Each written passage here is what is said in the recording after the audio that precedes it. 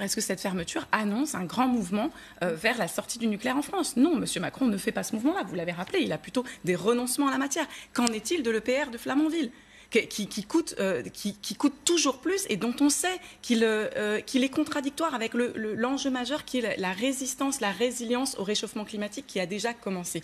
Il y a urgence à sortir du nucléaire. Et pour en sortir, il faut arrêter de donner 125 fois plus de financement aux recherches sur le nucléaire qu'aux recherches, par exemple, sur l'éolien. Et se pose quand même la question aussi de l'emploi, parce que souvent, quand on ferme justement une centrale, on se pose la question de l'emploi. Mais là encore, c'est déraisonnable. On engagerait la transition énergétique, on créerait, nous l'avons chiffré dans notre programme à la France Insoumise, 900 000 emplois dans la transition énergétique. On serait capable d'investir là-dedans, on serait capable de prendre en charge les salariés du nucléaire qui eux-mêmes parfois se battent pour dénoncer leurs conditions de travail et qui sont parfois attaqués par leurs propres entreprises. Je pense comme ça à un syndicaliste qui avait été attaqué, voilà, Gilles Reynaud, monsieur Gilles Reynaud, qui lui-même a défendu le fait que les salariés du nucléaire avaient peut-être le droit à d'autres conditions de travail que celle-là.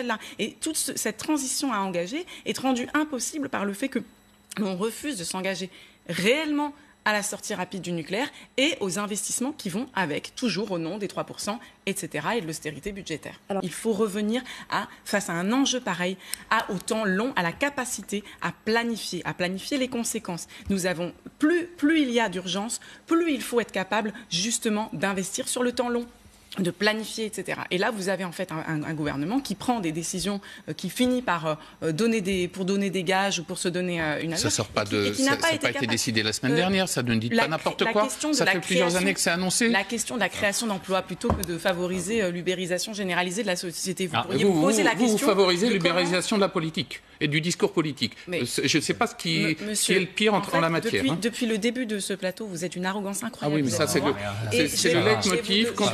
Quand on vous répond ou vous contredit, on est arrogant. Dès lors où on n'est pas d'accord avec vous, nous sommes arrogants. Vous avez décidé que j'étais bête parce que j'ai pas les mêmes opinions que vous.